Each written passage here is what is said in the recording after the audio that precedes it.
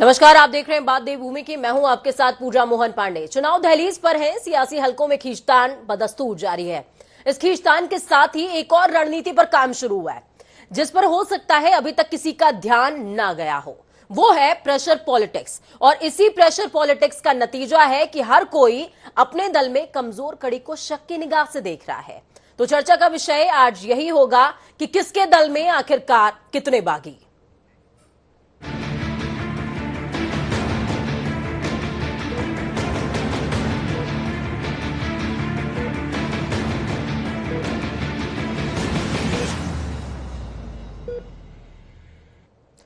सियासत खेल है बिसात का और मात का, यानी कि जो जितनी चतुराई से विपक्ष को मानसिक तौर पर शिकस्त दे दे, आधी बाजी उसकी। मौजूदा वक्त में उत्तराखंड में सियासत की बिसात कुछ ऐसी ही नजर आ रही है। उत्तराखंड में अगले साल विधानसभा चुनाव होने हैं। चुनाव में महज कुछ महीनों का वक्त बचा हुआ है। सत्ताधारी भाजपा, मुख्य विपक्षी दल कांग्रेस और तैयारियों में सबसे एक कदम आगे चल रही आम आदमी पार्टी, सभी का दावा है कि हर दल के जिताऊ और टिकाऊ प्रतिनिधि उनके संपर्क में है। यह बयान आने की देर थी कि वार पलटवार और मान मुनव्वल का दौर भी जारी हो गया है। चलिए चर्चा को आगे बढ़ाते हुए सबसे पहले आपको सुनाते हैं कुछ बयान जो इस चर्चा की नींव भी हैं। सुनिए। हम लोग कर रहे हैं, हम लोग कोई तैयारी कम नहीं रखने वाले। हमारी पूरी तैयारियां चल रही हैं। भारतीय जनता पार्टी की सरकार पुनः बने, उसके लिए हम कोई कोर कसर में नहीं छोड़ने वाले और हम पूरी तरह से कंफर्टेबल भी हैं।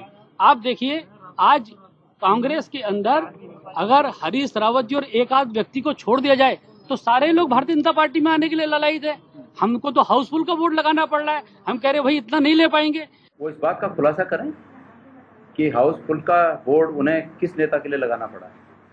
मैंने तो सुना कि जिन नेताओं को अभी उन्होंने शामिल किया है उनकी देहरी पर पिछले 2 साल से नाक रगड़ते रगड़ते नाक भी घायल हो गई है और अब कह रहे हैं कि हाउसफुल का बोर्ड लगाना पड़ रहा है। ये बड़ी बातें करने के लिए प्रख्यात हैं। बड़ी बड़ी बातें करके मनोवैज्ञानिक दबाव बनाना चाहते हैं। असलियत ये है। लेकिन इस 15 दिन का समय जाने दीजिए। इस 15 दिन के बाद पता चलेगा कि उनके यहाँ कितना हाउसफुल है और उनका हाउस कितना खाली हो रहा है। जब हम बोलते हैं किसी भी पार्टी से हम व्यक्ति लेंगे तो फिर हम उसमें ये फॉर्मूला भी लगाएंगे कि वो व्यक्ति करप्ट नहीं होगा, कम्युनल नहीं होगा, क्रिमिनल नहीं होगा। इन तीनों क्राइटेरिया को देखते हुए जो भी व्यक्ति आम आदमी पार्टी शामिल होगा उसको फिर शामिल करेंगे। तो उत्तराखंड से संपर्क में है? नहीं, देखिए, निश्चित तौर पे जब लोग सब राजनीतिक दलों से आते हैं, राजनीतिक दलों के लोग संपर्क में रहते हैं, तो अच्छे लोग जो भी लोग अन्य दलों में उनका हम स्वागत करते हैं और चाहते हैं कि सब मिलकर इस उत्तराखंड को वो उत्तराखंड बनाए जो इस क्रांतिकारियों ने सपना देखा था। जिस तरह तो चलिए, इस चर्चा को खास बनाने के लिए हमारे साथ में कुछ मेहमान मौजूद हैं और सुरेंद्र अग्रवाल वरिष्ठ नेता हैं आप कांग्रेस के। सुरेंद्र जी, बहुत स्वागत है जनता टीवी पर आपका। साथ में रविंद्र सिंह, प्रवक्ता हैं आम आदमी पार्टी के, हमारे साथ में जुड़े हुए हैं। लगातार चर्चाओं में जुड़ते रहते हैं रविंद्र। विनय गोयल हमारे साथ में जुड़े हुए हैं, प्रवक्ता हैं भाजपा के, भारतीय जनता पार्टी सत्ताधारी दल के। बहुत बहुत स्वागत है विनय जी आपका। अमूमन शुरुआत जो है सत्ता पक्ष से होती है, लेकिन इस बार मौका सबसे पहले कांग्रेस यानी कि मुख्य विपक्षी दल को। कांग्रेस, आपके जो प्रदेश अध्यक्ष हैं सुरेंद्र जी, वो इस बात को स्वीकार कर रहे हैं कि मनोवैज्ञानिक दबाव बनाने की कोशिश हो रही है। तो क्या उस प्रेशर पॉलिटिक्स का शिकार हो रही है क्या कांग्रेस? ये एक नई राजनीति का आरंभ इस उत्तराखंड में किया है। और वैसे कहें तो पूरे देश के अंदर जो दल बदल का पाप भाजपा ने इस देश के अंदर राजनीति में प्रवेश कराया है और जो कुत्सित खेल खेला है, धन बल के बूते पर, बाहुबल के बूते पर, सरकारी मशीनरी के बूते पर, सीबीआई के बलबूते, इनकम टैक्स के बलबूते, ऐसा गंदा खेल भाजपा ने इस राज्य में भी आरंभ किया है। सबने देखा है कि 18 मार्च 2016 को नोटों के बोरे भरकर रात के अंधेरे में हवाई जहाज आते हैं और कैसे विधायकों को की मंडी लगाई जाती है, विधायकों को खरीदा जाता है। इस खेल में पारंगत हो गए हैं। और अनिल बलूनी जी जो हैं वो तो मेरे प्रिय हैं, प्रिय अनुज हैं। उनसे वो जो ब्रांड एम्बेसडर दल बदल के बनने जा रहे हैं, जो ख्वाहिश है उनकी दल बदल का, तो आप हरीश जी की भाषा बोल रहे हैं, हरीश जी की भाषा आप बोल रहे हैं, अफसोसजनक है। उजाड़ू बल्द बोलते हैं वो, वही भाषा बोल रहे हैं आप। जो पार्टी, मैं खत्म कर लूं, जो पार्टी विद द डिफरेंस कहा करती थी, चाल चरित्र चेहरे की बात करती थी, उसका चाल चरित्र जो है, चेहरा है, उधार के सिंदूर पर चल रहा है। उधार का सिंदूर लाके आज भाजपा के जो वास्तविक कार्यकर्ता है, नेता हैं, वो करहा रहे हैं इस दल बदल के खेल से। हर विधानसभा क्षेत्र में आपने देखा होगा, मीडिया में तमाम आया है कि आम कार्यकर्ता भाजपा को वो पीड़ित है। वो तो कह रहा है कि मैं दरवाजा बंद करने को तैयार हूं, कैसे लोगे किसी को। अरे आप धन बल के बूते पर, नोटों के बलबूते पे, काली कमाई के बलबूते पर आप दूसरी पार्टियों को तोड़ने का खेल कर रहे हैं। आपने देश के अंदर कई ऐसी जगह है, आपका एक भी विधायक नहीं जीत के आया, आपने सरकार बना ली और दावा करते हैं हमारे अनिल बलूनी जी कि किसी भी तरह से हम सरकार बनाएंगे। अरे ये कितनी गंदी परंपरा डाल रहे हैं आप अटल जी का नाम भी बदनाम गणेश कर रहे गोंदियाल हैं। भी तो दावा कर रहे हैं कि उनके संपर्क में बहुत सारे लोग हैं, 15 दिनों के अंदर हाउसफुल किसका है और खाली किसका है ये पता चल जाएगा। और भले ही नामी लोगों को ना ज्वाइन कराया हो, आपने भी कुछ कार्यकर्ताओं को पहले ज्वाइन कराया है। प्रीतम सिंह ने अलग ज्वाइन कराया, गणेश गोंदियाल ने अलग ज्वाइन कराया। देखिए, सरकारों को तोड़ के गिराने का खेल तो भाजपा ने आरंभ किया है। और जब सामने ऐसे लोग बैठे हों, धृतराष्ट्र जैसे बैठे हों, दुशासन जैसे बैठे हों, दुर्योधन जैसे बैठे हों, तो सत्य के बलबूते पर हमको भी लड़ाई लड़नी है, हमें भी रणनीति करनी है। राजनीतिक खेल है ये।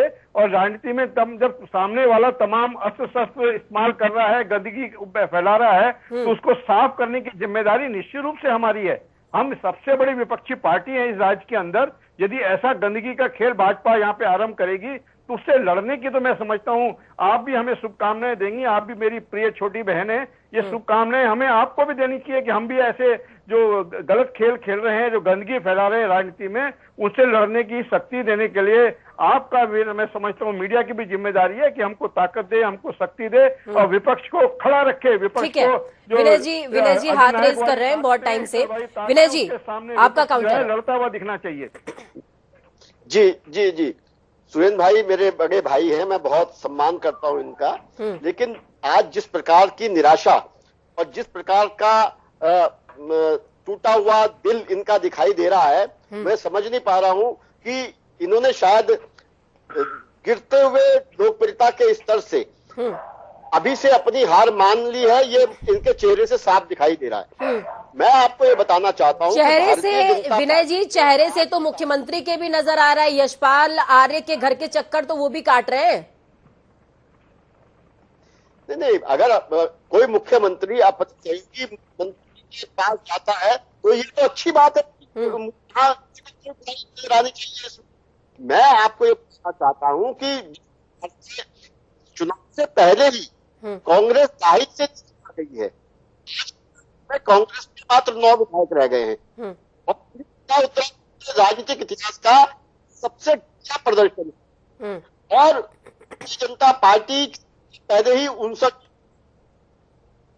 लगता है कि बुरी तरह से पक्ष और मन घड़ंग जो आ रहा है वो आरोप लगा, क्योंकि कोई टैक्स लगता नहीं है, आरोप कुछ भी लगाता है।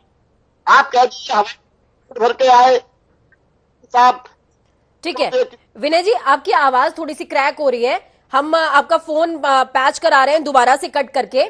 तब तक आम आदमी पार्टी से हमारे साथ में रविंद्र सिंह जी जुड़े हुए हैं।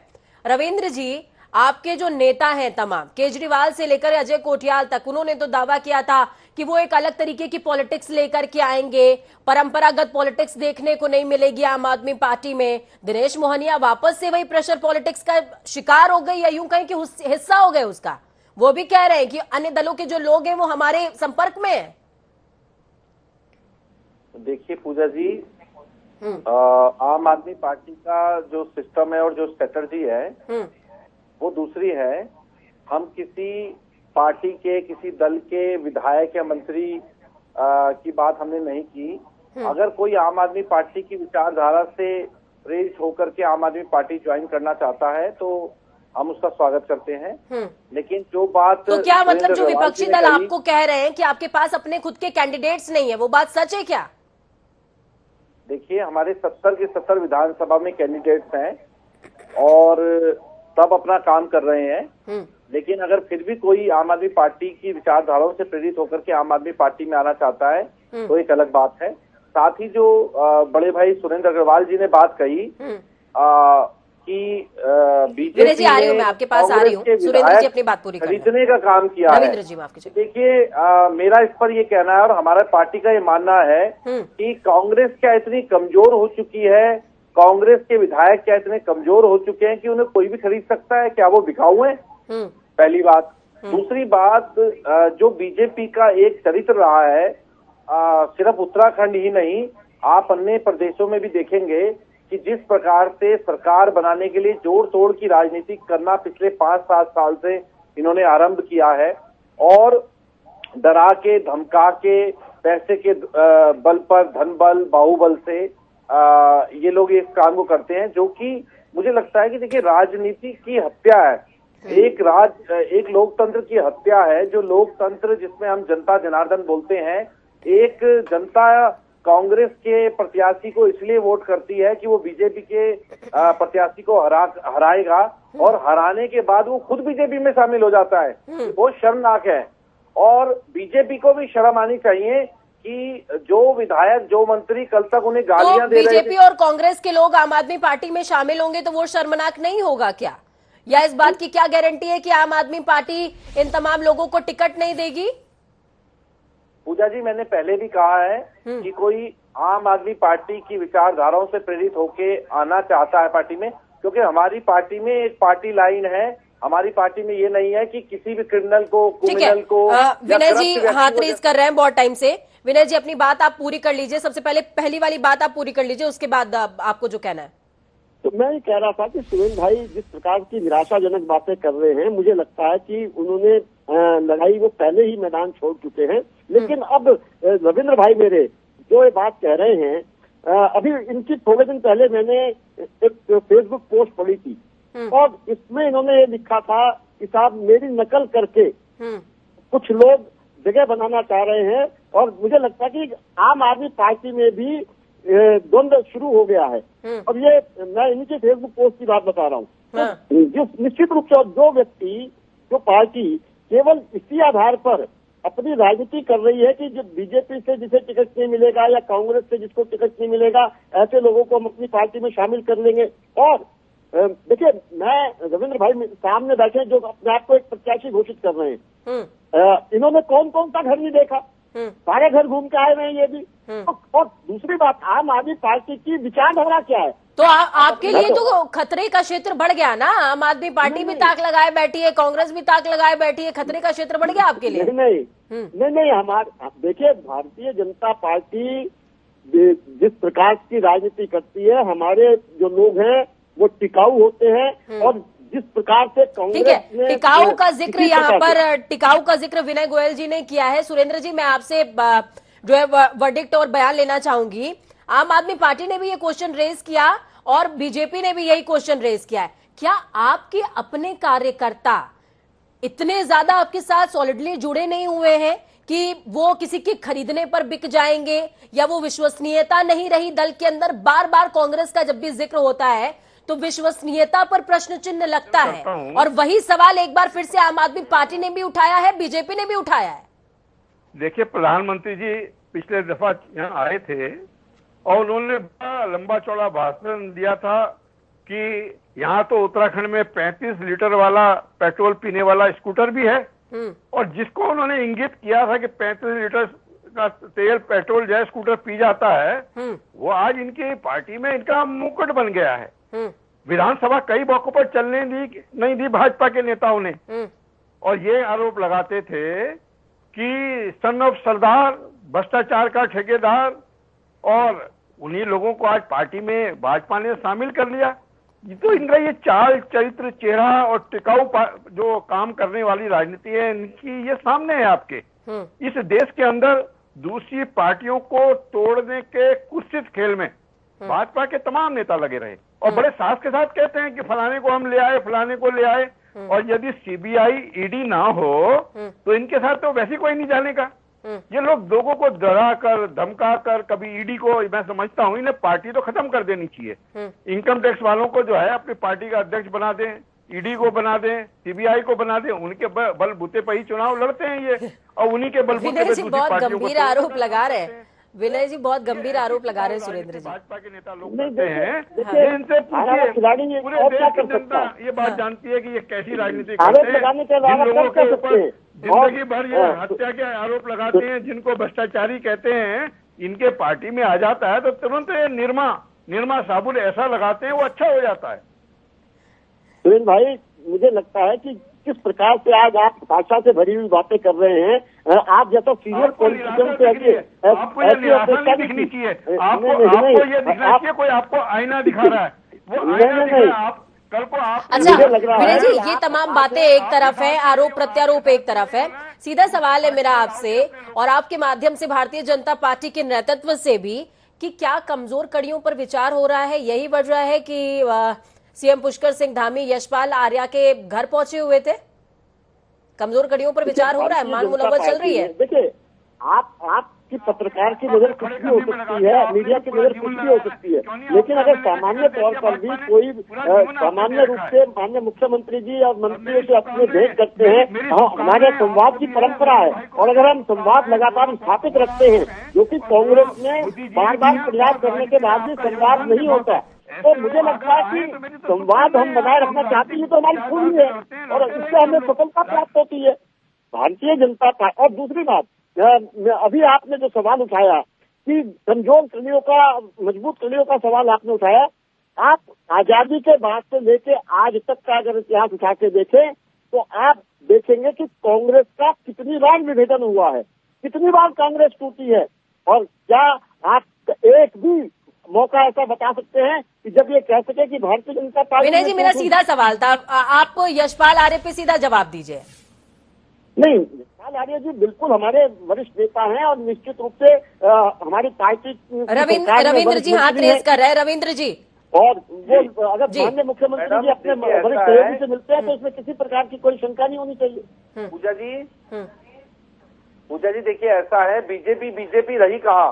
बीजेपी में इस समय भी जो कैबिनेट मंत्री हैं, 5 मंत्री कांग्रेस के हैं। ये बीजेपी रही कहाँ? ये तो मिली जुली सरकार है और कांग्रेस और बीजेपी मिल करके आपस में फ्रेंडली मैच खेलते हैं, 5 साल तुम और 5 साल तुम।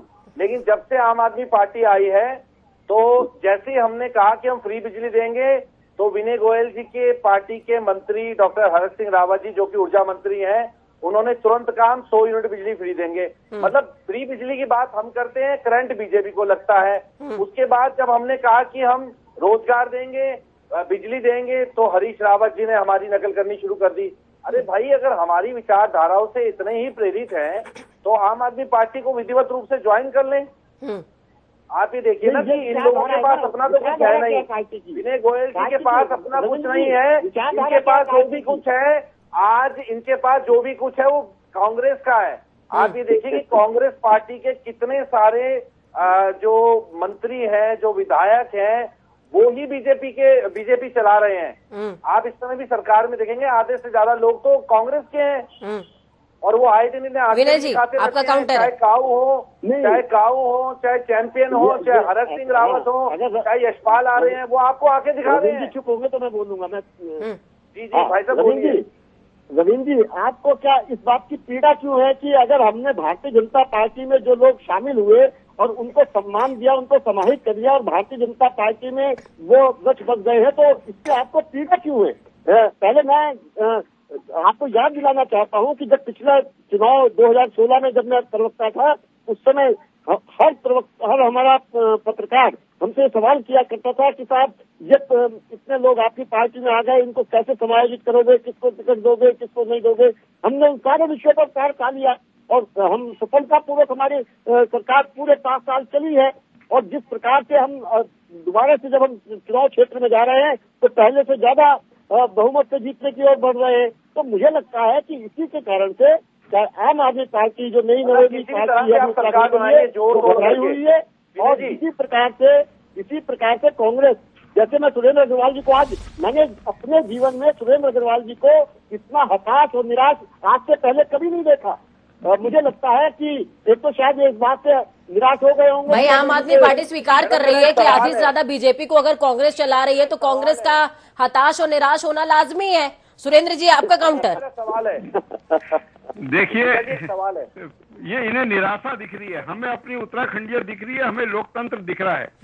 निश्चित रूप से जिस प्रकार से जोड़ तोड़ कर सरकार चलाने की परंपरा भाजपा ने डाली है, आप देखिए ना, हमें उत्तराखंडीय की चिंता है, राज्य की चिंता है। जो सरकार भाजपा 3 महीने में 3 मुख्यमंत्री बदलती हो, कोई नहीं मिला तो फिर मुख्यमंत्री को बदल देते हैं। सुरेंद्र जी, सीधा सवाल है मेरा आपसे। संवैधानिक संकट आ गया, सुरेंद्र जी, सीधा सवाल है मेरा आपसे। इस बात की क्या गारंटी है कि 15 दिन में आपने कहा था कि हाउसफुल और या फिर हाउस खाली किसका है वो पता चल जाएगा, तो 15 दिन में बीजेपी के अंदर कोई कांग्रेस का बड़ा नेता नहीं शामिल हो रहा, क्योंकि बीजेपी में अभी जितनों ने ज्वाइन किया है वो बड़े चेहरे हैं। देखिए, हमें उत्तराखंडीय की चिंता है।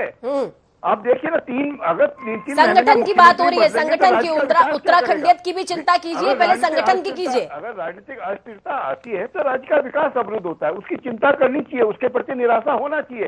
इस राज्य में अपने 10 वर्ष के शासन में 10 मुख्यमंत्री बदले हैं भाजपा ने, ये इतिहास है। और कभी कभी तो ऐसा हुआ इनके अपने मुख्यमंत्री ही पूर्व मुख्यमंत्री जो है वो अपने मुख्यमंत्री को कहते हैं देश का भ्रष्टतम मुख्यमंत्री है। भाजपा में ये परंपरा है आपस में षड्यंत्र करने की, एक दूसरे मुख्यमंत्री को गिराने की, हटाने की।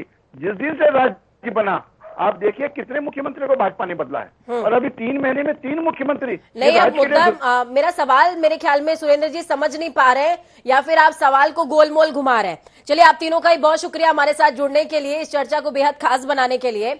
आपने देखा, सुना और समझा।